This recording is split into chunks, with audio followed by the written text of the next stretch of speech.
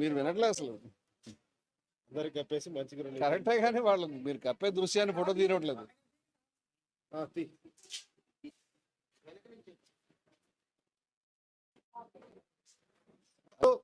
మీరు అమ్మవారికి ఇక్కడ విజయవాడలో పీఠ ఉంది, మీరు 2 నిమిషాలు మాట్లాడతారు. జై భారత్, జై భారత్, జై భారత్.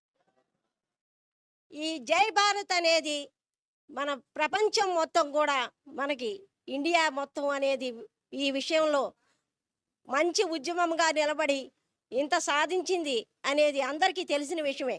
ఇంకా ముందు ముందు భవిష్యత్తులో ఇంకా ముందుకు అందరూ వచ్చి ప్రతి ఒక్క పల్లె ప్రతి ఒక్క వీధిని సద్వినియోగం చేసుకొని అందరూ వచ్చి దీన్ని ముందుకు నడిపించాలని కోరుకుంటున్నాను.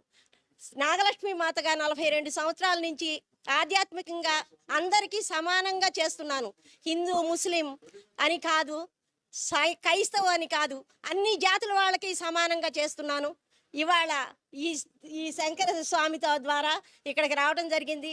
ఈ స్వామి వీళ్ళందరూ చేసిన దానికి ముందుకు వచ్చి నేను నిలబడాలని కోరుకుంటున్నాను. వీరందరికీ అమ్మవారి ఆశీస్సులు ఉండాలని కోరుకుంటున్నాను.